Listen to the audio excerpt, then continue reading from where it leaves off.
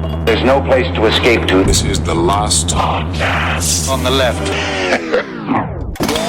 From your grave. That's when the cannibalism started. What was that?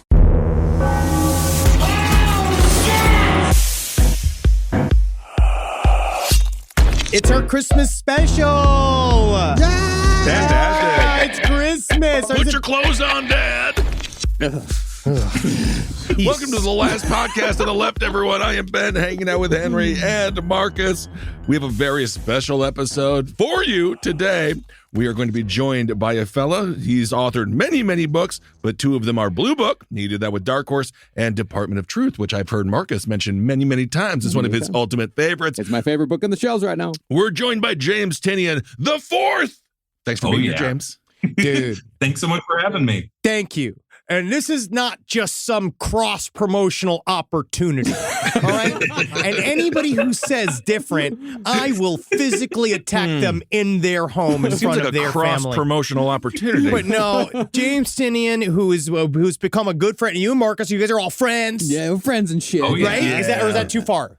No, we're friends. We're friends. Okay. Yeah, he came to my going away party in New York City. We're friends. Oh, yeah. Good. And it's one of the more difficult people to become friends with, the comic book, I'm not going to say nerd, author, because they can oftentimes reject love. Let me put that on James first. James, is that true? Do comic book authors reject love or community? Oh, we're getting right into the real shit here. Absolutely. But I try to keep my heart open to love as often as I can. Single? Yes. Wow, I have a chance. But for those of you that don't know, James is one of the most talented artists in comic books right now. No, writers. Right, Yeah. but I view writers as artists. Okay, yes, but we must make the distinction if we're talking about comic books here. I forget. Also, yeah, why don't you draw? I'm right there. Yeah, great. I'm really, really bad. That's the main reason.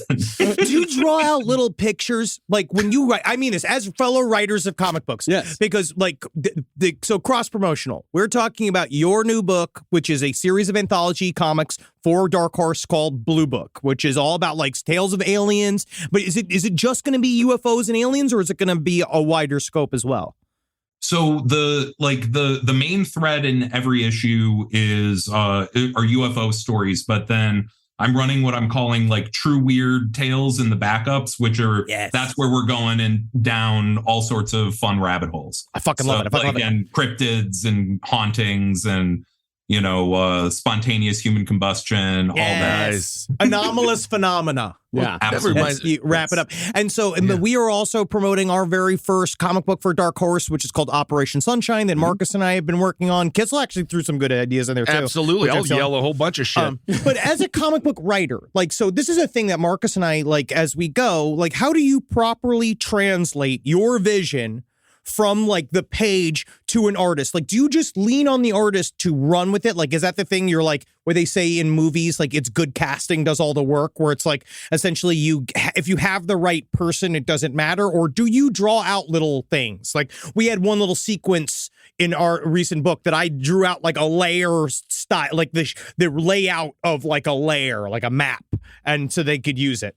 There have definitely been moments where I just don't have the words for what I'm trying to express, and I need to do a horrifying doodle that tries to express it. But most of the time, I do try to lean on my artists quite a bit. What I try to do is at the start of every project, I write a crazy long document that's basically talking about the vibes of the story and the core ideas and all of the things that influenced me and all of that. And then we have a bunch of back and forth conversations before we're even talking about the plot. And then once they're up and running, I'll sort of, I'll set the emotional stage for the scene. But page to page, my panel descriptions are usually pretty short. It's more here's the character, here's their emotions, this is what they're doing next. So this is what real writers do. I think that's good.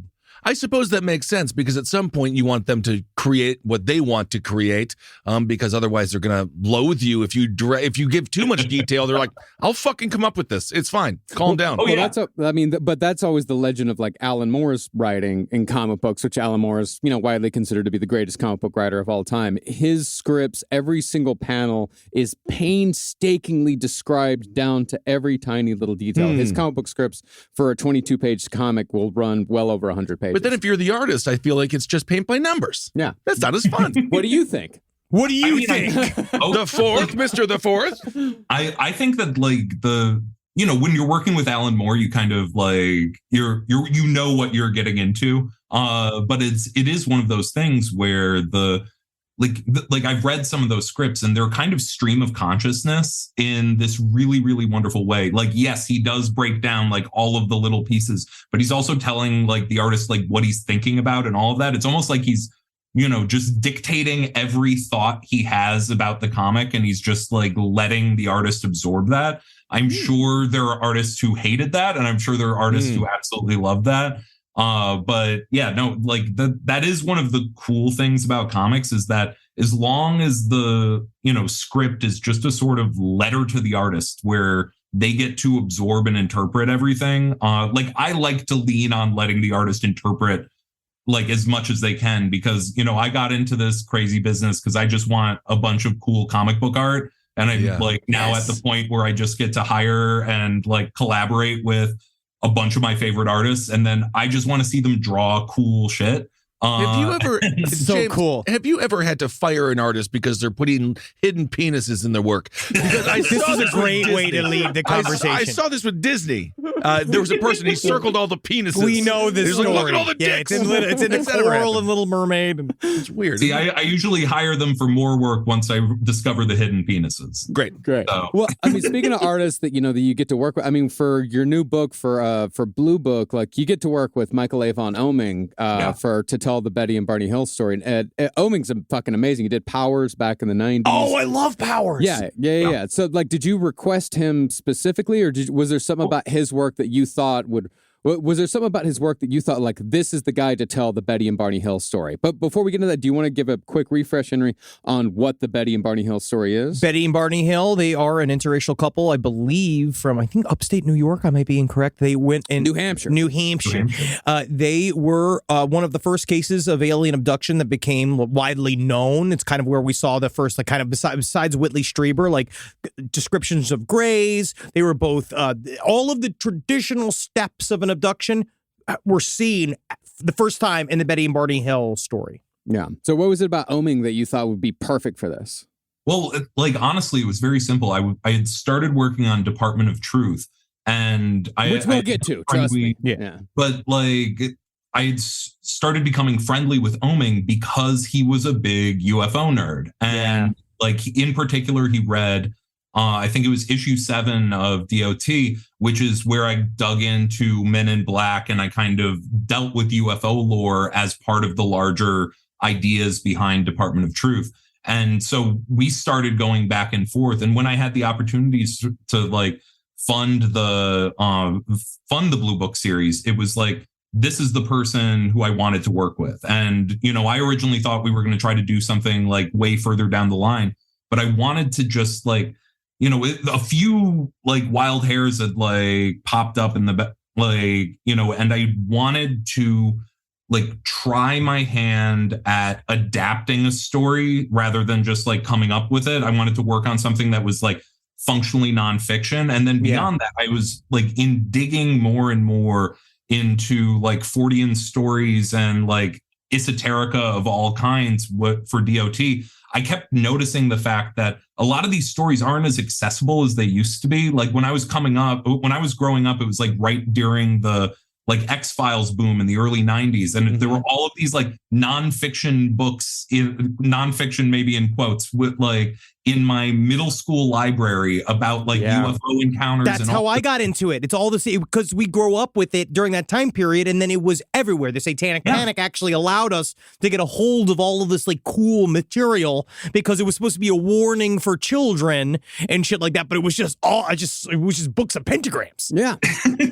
and it was amazing. And it was just like, and it like all of that stuff seeped into me, and it became so much of like the creative force of like, it made me fascinated in all things strange. And I wanted to like tap into those original stories, particularly the ones that, you know, I felt had a real deep impact on kind of the folklore of like UFO, everything UFOs. Because that is such a keystone story, the Betty and Barney Hill story. Now, when you go to tell that story, what is the direction of Blue Book? Is it sort of pulpy? Like, or are you digging deep? Like, is it the opposite? Like, are you doing something where you're trying to portray the humanity of what happened, or are you just going for like, I'm telling a cool ass alien story?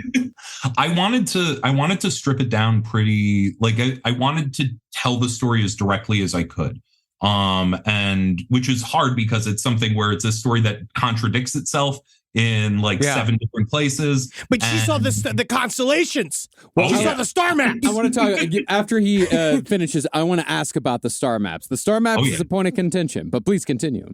But I mean, like that's really what I wanted to tap into was the way the whole idea started was just at first I just wanted to tell the early part like of their story, their initial encounter, which their recounting of that initial encounter has always stayed pretty pretty firm. Like there are a couple of little things, like does he get a gun at one point that differs in the, you know, he gets the gun in one of the tellings and then he never uses the gun. But then like, you know, I wanted to like weave all of these threads together and see if I could tell like a fairly linear story that just like, you know, that just kind of encapsulates the whole thing. And so we do it over 5 issues, like 20 pages each. And it's the full life of mostly Betty Hill. Yes, because she went on to become an important figure on the UFO circuit. She did a lot of lectures. She was the one who really put the story forward because Barney Hill was, if you do believe the circumstances of his illnesses, the fact that he was given these dick warts by these aliens, and that his body was destroyed by whatever the hell it is they snaked up there to make him orgasm so hard in a way that was terrible. That's the only thing. That's what really scares me about it. It's the super hard, painful orgasm that you are supposed to do again and again and again while they're all staring at you. How do you go back to Betty? Every single time you go back to go being with Betty, all you see is the gray with the little thin straw up your dick under your balls. Well, you can think about anything in your head, just don't say it out loud. You know, that'll help. That would help for sure. Dude, that's a great piece of merch, though. I got abducted by aliens. All I got with these big old dick warts. I mean, save it. Save it. All right. It's actually past the holiday season. We're going to wait for summer. Rise from your grave. So now that you dug in to the story, where do you stand on it? Well, specifically what I want to ask you about is the star map, because that's one of the things that I always found fascinating about the Betty and Barney Hill story. You want to roll it out for the people that don't remember, who didn't do the fucking homework? Didn't do the fucking homework. Yeah, apparently like Betty Hill was shown a star map while she was on the alien spaceship. It shows like, this is where we are. You know, you don't have, basically them saying like, you don't have a reference for where we are, but this is where we are. It's like being shown. They were blowing the dome off of Barney's cock and they showed her a map? Yeah, man. Because she was already well serviced by Barney. Yeah. But she was able to later reproduce this map, and it turned out that the map pointed towards Zeta Reticuli, I believe, was where it pointed towards. And that's where people look at this story and say, well, there's some truth to this because this woman is not an astronomer. She does not have any sort of background experience in astronomy. But then, of course, fucking Carl Sagan had to come out. Whatever. He didn't know. Well, at least he was imaginative. He's not like Neil deGrasse Tyson. He's a reductivist. Yeah. And he's not like Joe Nickel, who's just a straight up dickhead. Yeah. Who I still like because of how big of a dickhead he is. Great. But what Carl Sagan said is that map that Betty Hill drew could be pretty much placed anywhere on a star map, and it could match up to something. What do you think? Do you think it's more Carl Sagan, or do you think that maybe there's something to Betty's judgment now? I think in all things, like, you know, I'm a natural skeptic, but I have a deep fascination with all of this. So it's one of those things where I like, you know, like it's compelling. It's a very compelling like piece of this. And there are a handful of people, I forget the names, like a handful of astronomers who have said that it's just like, actually, it is very unlikely that she would get at this exact. Mm-hmm. But I mean, I do think that the Carl Sagan point is very compelling. Mm-hmm. But it is, you know, like for me, so much of it is just in this, you know, it's about what happens when somebody encounters something that they just cannot explain and the stories they tell from it, because it's just like that element of it feels so powerful and so universal. And it's like so many, and the fact that this story and it like more than so many others has burned itself into like our consciousness and the way we tell stories about aliens, like all of that deeply fascinates me. So it's like, it's almost like I am open to everything happening as literally as possible, but it's also, it doesn't lose any of its fascination to me if it did.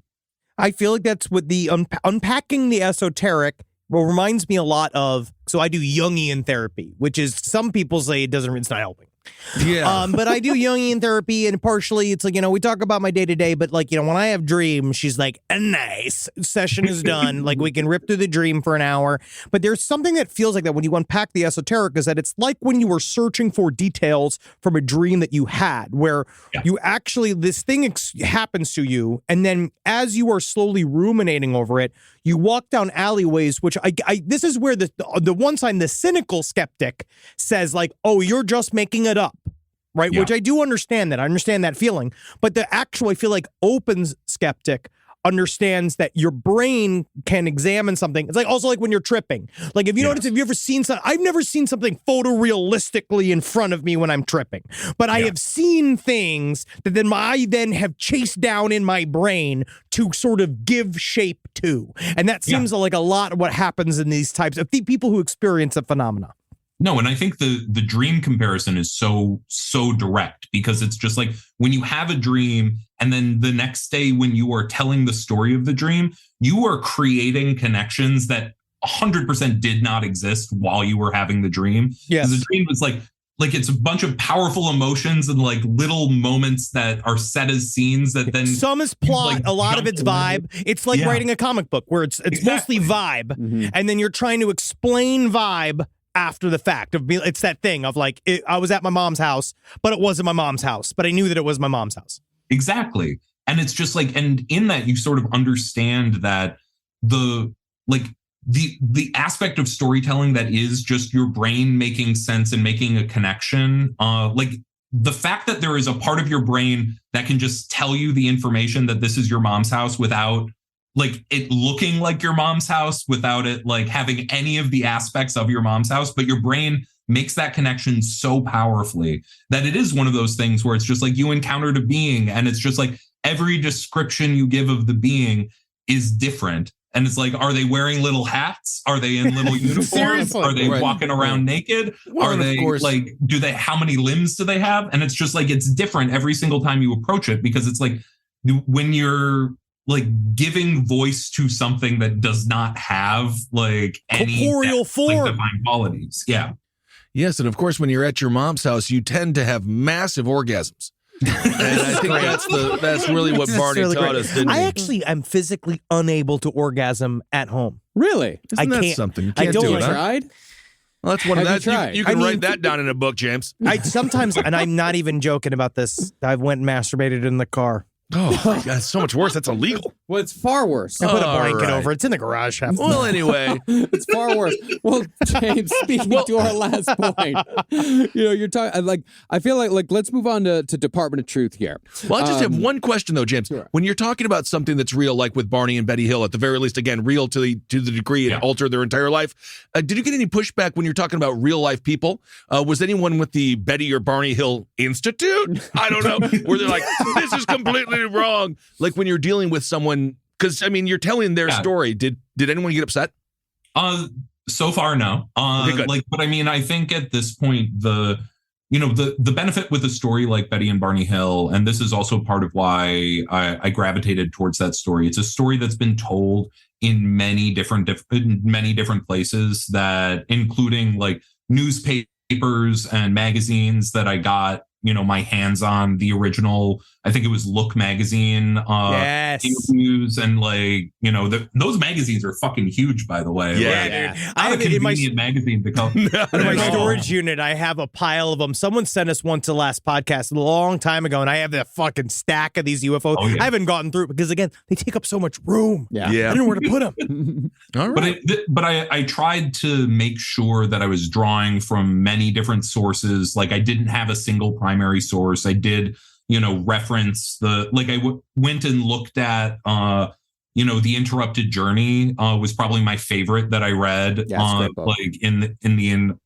Out of everything that I read. But I also made sure that I didn't pull directly from the transcripts. Like, none of that direct dialogue is in that, just because I didn't want to step on the rights, but I wanted to capture the gist of it all. Sure. Because that has been retold many different times. So it's just it's something that, I wanted to approach this the same way I would if I was telling a story about, a real event, not a more traditionally, journalistically, verifiable event that had happened in the 60s. I would pull from many sources. I wouldn't pull from a single source. So the Sandy Hook issue you're going to do is going to be so fucking very carefully done, but Very yet nice. also interesting. Well, I don't know. I mean, speaking of that point, Department of Truth, the book the book that where basically I discovered your work just by seeing it on the shelves, and I read Department of Truth, and I got to the end of it, and my first thought was this guy knows his shit. This guy absolutely knows his shit. And then I went to find you on Instagram. I was oh fuck, he already follows me. All right, great. Let's start talking about this stuff. I have to catch you up. Yeah, it's I'm gonna catch you. He knows. But for me, talking about dreams and all that, for me, I feel like Department of Truth is a book that's really about the nature of reality, and what people make of it and what governments make of it. And to give a bit of a synopsis of it, I hope I can give a synopsis of this without getting too many spoilers, because it's a book that unfolds so beautifully. It's a book about conspiracy, in which the conspiracy within the conspiracy unfolds so slowly and so fucking masterfully that you wonder whether this is actually reality. It's basically the Department of Truth is a department within the government that basically handles conspiracy, but handles conspiracy as if every conspiracy is actually real. But I also don't want to spoil why they're real, or what happens. Exactly. That's some issue 1 stuff, so I don't mind if it's basically flat Earth is real, but flat Earth is real because people believe that flat Earth is real, not because the Earth is actually flat. It's the idea that if enough people believe that the Earth is flat, then the Earth will become flat, and the Earth will have always been flat. And so there's someone has to fight against the belief. Yes, and it's anti the Tinkerbell syndrome. Yes, where you have to do the concept that all of it, it's that's just your creation of it in your mind allows it to be objectively real. And the main character of the book is a guy who was a satanic panic child, who had been in the satanic panic and had basically created a creature of his own, one of those homunculus. Were created through Little Penny. belief. His own sort of creature. Little Penny. That's how I understand Little Penny. That is homunculus. True, though. Wait, going through and working on that style of project, because you look at Grant Morrison, talks about when he worked on when he was working on his magnum opus, he was experiencing things because he was putting magic ritual in his works. And do you find when you're playing with your own ideas of objective reality? I know that it's a creative endeavor, but I feel in your brain, you're still kind of putting yourself in the headspace of imagining this, literally, that what you imagine is real. Because I do believe that. I believe that anything that has been imagined at some point, in some way, shape, or in some fashion is real somewhere, someplace, right? But did it affect your fucking life? Nice. But yeah, did it fuck with your life? Did it did it have real world implications? I think the biggest real world implications is that it made me really fucking cynical. It's one of those things where I because I cover it from all angles. I cover it from the the weird esoterica, and deep dives in to, UFOs. We have a 2-parter about Bigfoot that I'm very proud of. I don't know if I ever told you, I fucking loved your Bigfoot 2-parter. It's like one of the most heartbreaking things I've ever read about Bigfoot in my life. He's a lonely character. Well, it's about a Bigfoot hunter, and that's why it's great.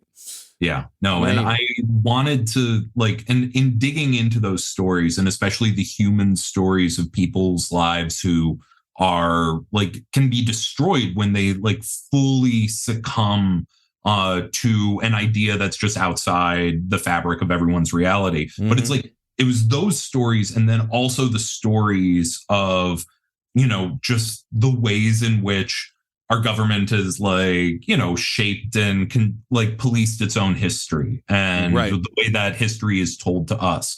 And it's happened around the same time as I travel a lot internationally for work now, just going to different conventions, and I work with a lot of international artists. And it really just sharpens the fact that it's most of history as taught to Americans was a propaganda effort for for generations.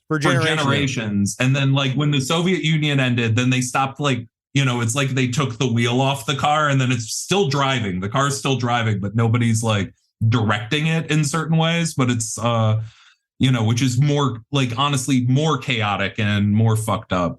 So it's just we need to bring back the NWO, is what you're saying. Is that we actually need? I say this all the time. We are in desperate need of the Illuminati. Yeah. No, I mean that is kind of the horrifying realization, which is total in a world where it's just that no two people believe the same version of the world is a terrifying world. And it's just but it's very that is the most individualistic world that you can build, where everyone is fully manifested into themselves. It's just, it can't cohere. But then what you have to do to cohere a giant group of people is tell them a fictional story that inevitably fucks a whole bunch of people over. And it's just it's terrifying. Well, I don't know what the fuck you're talking about. I'm celebrating the birth of Jesus Christ in 7 days. 5 days? Oh, my lordy. Who is the hottest nerds out of all the cons you've been to? Jeez. Oh my God. This is what we're doing. This is why this episode is out for everyone, because it's for we're gonna have our conversation. I'll tell you, man. And then Kissel's asking the real questions that the real listener wants to know. Some of them comic cons, man. Well, I will say the most attractive comic book creator is Jorge Jimenez, who drew Batman when I wrote Batman. Yes. And it's just if you ever go to his Instagram, it's just he'll dress up like Superman sometimes, and it's just that tracks. Checks out. Yeah. Okay. Actually, Ben, I got that for you. James wrote Batman for how many years? 10 years? Yeah, about 10 years. Yeah, he wrote Batman for favorite. 10 years. You got any Batman questions for him? Yeah, I have a lot of Batman questions. Of course. Oh my God, James! Is it possible? This is how we're trying to reach him. Is it possible? We're trying to bring him in. Yeah. If Batman could go back in time and save his parents, would he do it? Oh boy.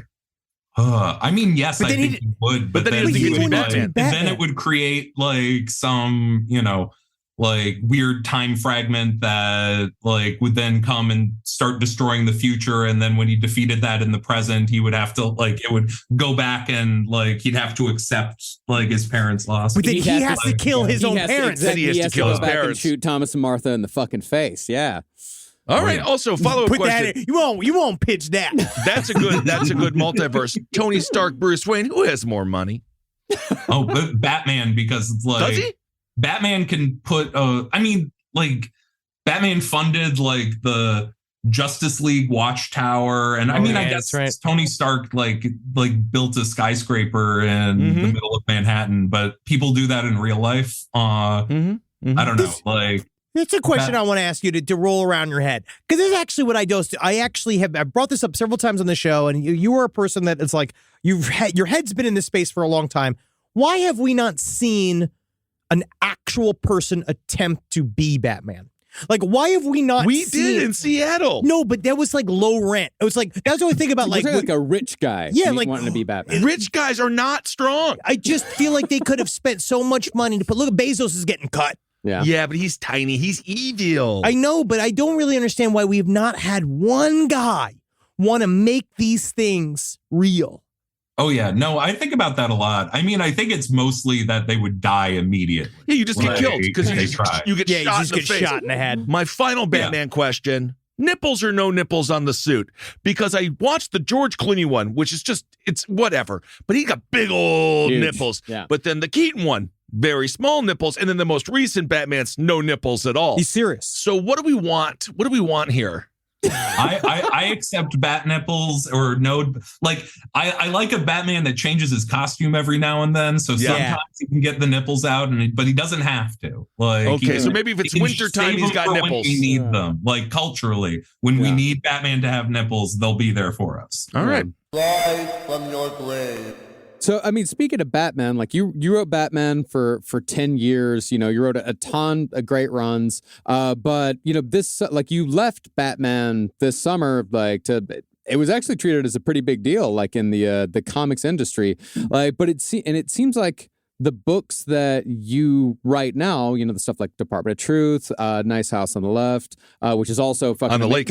Congratulations for the Eisner on that, by the way. Thank you very much. Yeah, man, you're collecting them now. Yeah. Oh yeah. Yeah, No, he's no, a no. I've got two-time a whole Eisner line Award of them winner. up on the Two-time Eisner Award winner. So it seems like the books that you write that are your own property are horror books. Was horror something that you just kind of wanted to do all along? Oh, absolutely. I mean, I did my, when I was in college, I did my minor was in film studies, and I did a whole thing on international horror movies. Cool. Horror as a genre has always really been really important to me. And part of it's because when I was a kid, it scared the shit out of me. I was the kid who was, I would walk down the horror aisle at Blockbuster, but I wouldn't make eye contact with any of the videos because then I would have horrifying nightmares. And it wasn't until I was in late high school, early college that I realized that the nightmares I was having about those covers was much scarier than what was in the movie. And then it was a year later that I realized that if I wrote down those, if I structured and wrote that down and then turned it in a writing workshop, people enjoyed them. Well, that's interesting. So I didn't realize that you went to Glenn Maxwell University as well, where everyone gets a minor. Hello. So just lastly, Oh my God. When it comes to Batman, because obviously now you're doing You're your own not even stuff. asking about the questions that we were asking about. No, I am. He wants to. I opened the floodgates and told him he could ask any Batman question you want. I'm open. I'm open. You're good. I had a great Ghislaine Maxwell joke that gives me a question. When you're working for IP like that, how much is it nice and refreshing that you get to create your own stuff? Because I can imagine you write something about Batman and then someone's like, that's not the way Batman would do it. And then you have to be like, fucking all right, Yeah, fine. you're right. Is it nice? Is it more liberating now? Oh, 100%. There's no comparison. There's an obvious thrill getting to play with characters that the whole world loves, and there is You get to be the Batman so guy. thrilling. It's sweet. Yeah. Yeah, that I'll always be grateful that I had that opportunity. But nothing is better than people connecting to something that you and a couple of you and your the artist friends that I have created from whole cloth. Yeah, and and then you get to rely on your own instincts, and that honestly the most gratifying thing in the last few years, and this was part of why I left Batman, is it's just my independent books started outselling Batman at a few key moments during the year, and it's that was the moment that it was I could sign on to continue my DC exclusive, continue another few years writing Batman, or I can go all in. And I knew That's so cool. And it was just that was the moment I was ready to go all in. That's really fucking awesome when your work starts to outsell Batman. That's pretty awesome. So fucking cool. Do you And remember to be clear, it wasn't outselling it every single month. It was But still, no, I mean, to a be in the few league months through the year, it was the sales went up. But that's fucking awesome. That's awesome. No, that's so cool. Was there any specific moments that you remember that you were told no? Did you pitch something for Batman? Is there anything that you were you pitched it for Batman and they're like, no? What was the one with Wasn't the big one was that Batman couldn't go to eat pussy? So that wasn't James. That wasn't you, right? No. Yeah, Batman wasn't that letting was you the put- Harley Quinn animated series. Yeah. That then, like, someone at DC was stupid enough to let a real quote out into the world where it was,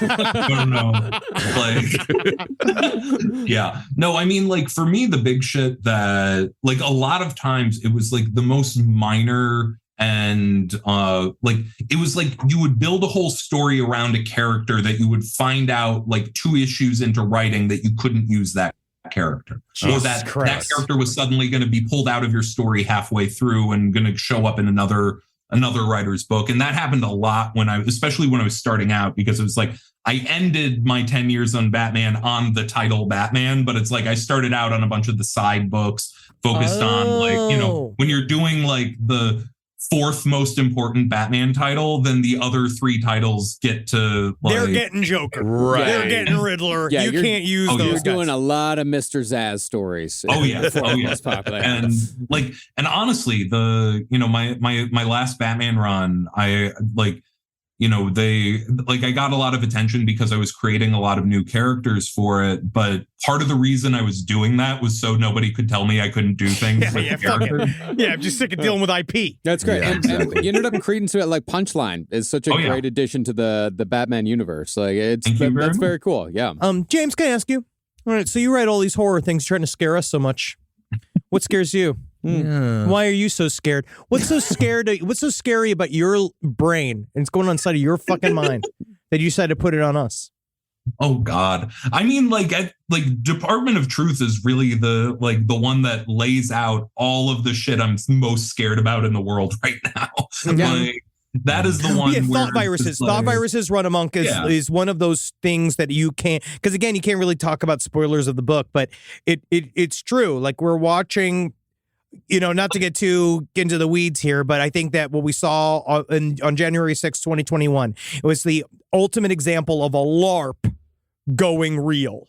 That was a thought. It was like a thought on the internet, and that it then made itself real. And then the people that were a part of it barely understood that they had a thought virus, and that's the reason why when they went, they didn't tear the building apart. They were just as confused that they got there as anybody else. And then once they arrived, they're taking pictures and acting like they're visiting because they didn't understand that they just tried to take over the government. Oh, I don't know. Yes, I mean, but there was bad actors there was bad actors, right? That's the problem. The bad actors were writing everybody, all the morons.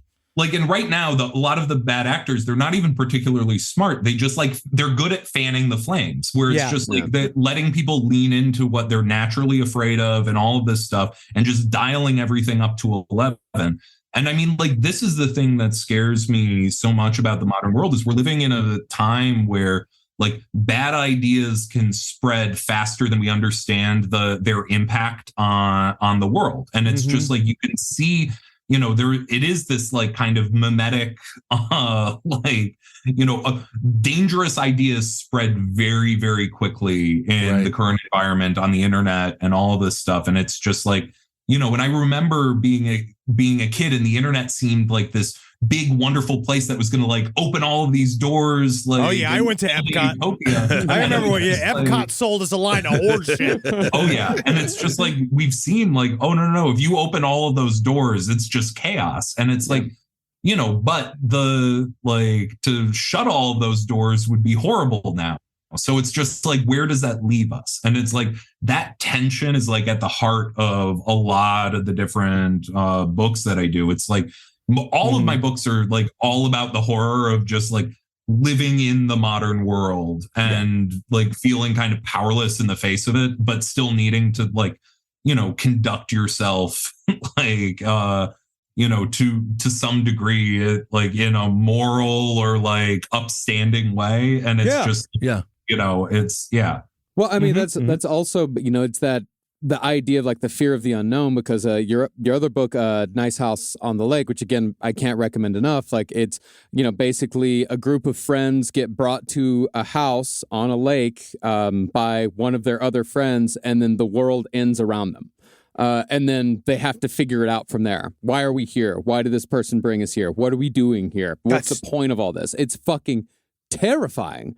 But yeah, it's like dreams. Those are like, that's like, again, it's a dream. It's a dream I've had those types of scenarios. It's very, very scary. Yeah. So is that also working that the idea of like just the unknown part of it? Like what can happen to the world around you? Yeah, and it's just the fact that things that you don't understand can still have such huge impact on your life.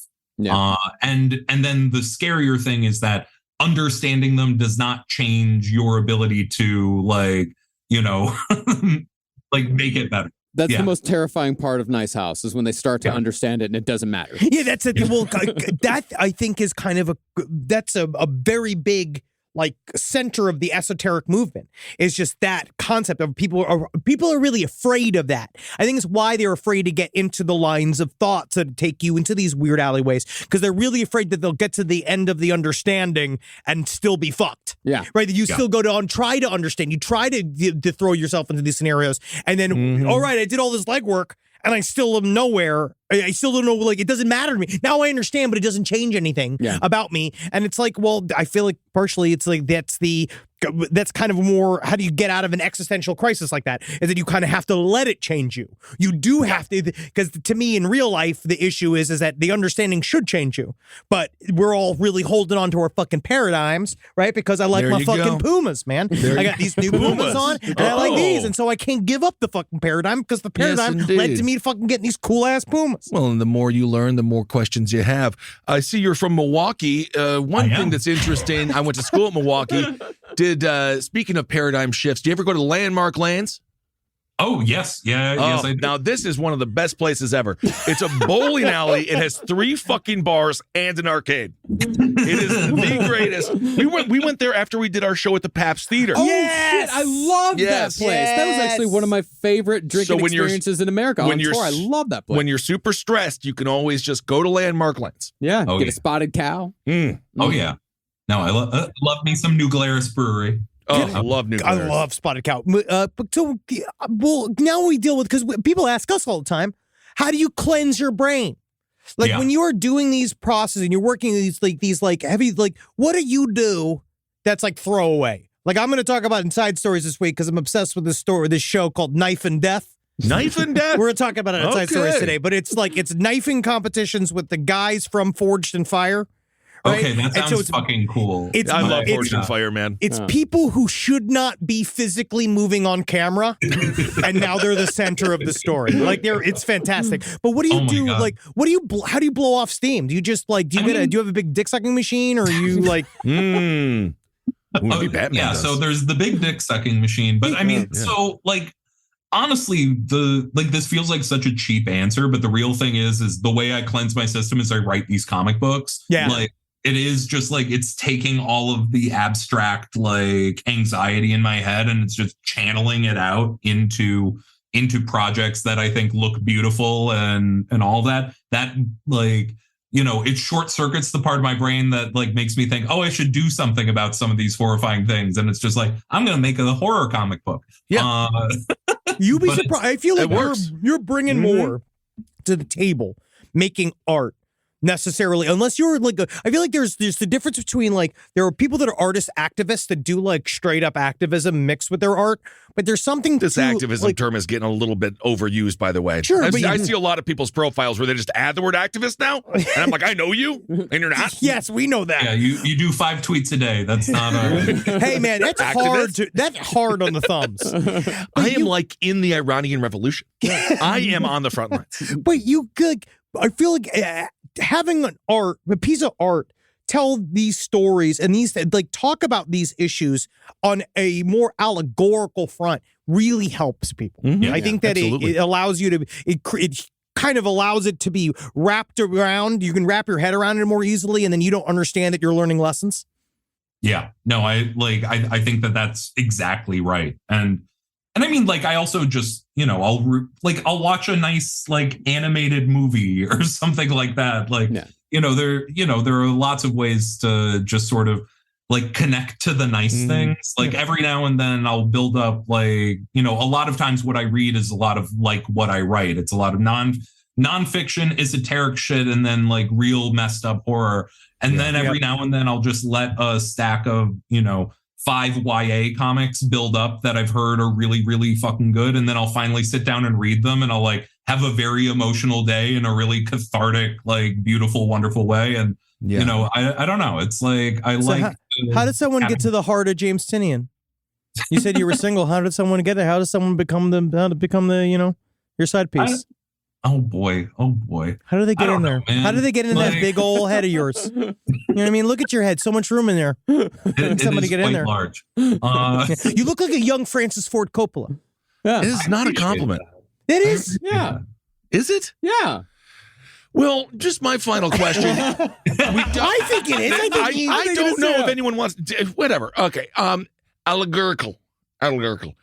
We can now learn through all these niche markets, like with Forged in Fire. You take a piece of raw steel and you make something out of it. And when it comes, and you can learn a lot of life lessons. That's alchemy. Yeah. That is Madden football, you'll learn a lot of lessons. Stick-to-itiveness, and maybe you can win at the end. And comic books, you can teach a lot through your art form and things like that. So there is something really awesome about the niche markets now that people have found the best way for them to learn. And it's just, I think comic books are a fucking badass way. Yeah. To really understand the world. And have you enjoyed the rise of comic books? Because even when we were growing up, it was still a little fringe, right? Oh, yeah. And now it's about, it's more mainstream than anything else. For being a nerd, right? Like, yeah. Oh, no. I definitely was in the days of, getting beat up for having my X-Men. Yeah. Do you feel like comic books are in the proper position in the zeitgeist as taken seriously enough? I think they definitely have, like, you know, they've risen up so much. And, you know, I say this as someone who works in like Western comics, but it's just like manga's really doing the heavy lifting there in terms of just making everyone read it. But it is something that, like, it's amazing. It's amazing to see the breadth of what comics is, like, because especially when I started reading regularly, like, you know, in the early 2000s, like when I was in, you know, high school, like that was when you couldn't sell a comic book that didn't have a superhero in it. Yeah. And now we're back in a world where, you know, comics are not one type of thing. It's not just one genre that just has to dominate everything. And I say this with like great love for superhero comics, but it's just like, I am so fucking thrilled that I could read comics like every week of the year and like read something legitimately great without having to pick up a single superhero comic. Like that, the fact that we're getting that in this modern moment is really, really fucking cool. Yeah. I mean, on my pull list right now, I've got probably 10, 15 books, and one of them is a superhero comic, and that's it. And it's fucking awesome. great. And what superhero do you like? I like the new JSA run, or at least I'm starting on the new JSA run just because I love the Justice Society of America. Is that different in the Justice League? Yeah. Justice Society's older. It's got a... it's a fucking league and a society, you dummy. You dumbhead. I read the first issue and it was pretty good, and then enough for me to read more. But that's the thing, is that I keep putting superhero comics on my list and then dropping them after 5 issues because it's just sort of the same story getting told over and over again. But the cool thing about comics is that it's really like American comics. You mentioned like manga, like American comics, it feels like is starting to finally catch up with the rest of the world, because here in America, because of the Comics Code Authority, the whole Frederick Wertham thing that we talked about so recently. Weird, right? Yeah, that's how American comics came to be superhero centric. The rest of the world didn't do that. Yeah, because superhero comics were really used to, you could make really great propaganda out of them. Yeah, well, you can make great propaganda, and you could also do a fun, cheesy story that kids would buy. But the rest of the world, they never got they didn't get as narrow as we did. Yeah, and it was never that it was only for kids. It was like, there was never the idea that the medium only existed for children's stories. There was one time when they made Captain America a Nazi, and that seemed to be really on the nose. No one liked it. Remember that? Everyone it was mad. 2015. You were like, do we need Captain America to be a Nazi? What do you just Hydra? Not necessarily a Nazi. He was Hydra. But isn't Hydra Nazis? Isn't that the Hydra is Nazis? Yeah, Hydra is Nazis, but they also have Nazis. That's the thing that never makes any sense. Like Hydra is the Nazis in the Nazis, but they're not actually having Nazis. Twitter flashbacks from 2016. Okay, well, we don't want to do that, James Tynion. I also want to say, so we are also doing this to promote our new book. We're coming out next year called Operation Sunshine. It's a vampire heist comic book story. And my question is, well, do you have any advice for us? We are now on issue 3. How do we get better He's been giving us advice since Soul Plumber. I know. I Oh, yeah. want more. Oh, I yeah. need it audibly. I want it audibly while I have him. Just any quick hits? Any quick hits Yeah. you could say? Like, so right now it's like, we're building, because it's like, we're following a heist structure, right? A Yeah. heist movie structure, but then we're going to try to rip it apart at the end. Good. So, I mean, honestly, that would be my best advice is that you always want, there are a few key things that I try to go by is while you're writing it, if at a certain point the characters don't feel like they're naturally moving in the direction of the way how you outline the plot, listen to the characters, don't listen to the old document. Yes. Sometimes you have to throw out the roadmap and it's just it's a scary moment creatively, but it will always lead to something better creatively. Okay.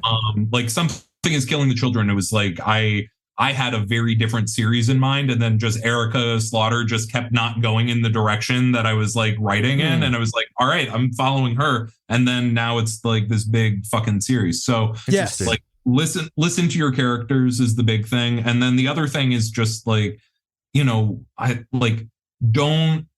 pull and I have a feeling this isn't advice that you guys need, but it's just don't pull away from the most visceral thing. It is one of those things where it's just you lean into the most visceral emotion you can when it presents itself. Sometimes people kind of flinch away from those moments, and it's just you want to land in the messy, uncomfortable feelings, because those are the ones that I think especially comic readers, especially when they've only read superhero comics and stuff like that, when they finally go outside of it and then they're presented with an uncomfortable feeling that they've never gotten from fiction before, it opens their brain. And it in this really, really powerful way that it's the reason why so many people are so fond of the classic Vertigo comics. It's because they would read all the superhero stuff, and then sometime when they were a teenager, they picked up the first book that just challenged them, and it's just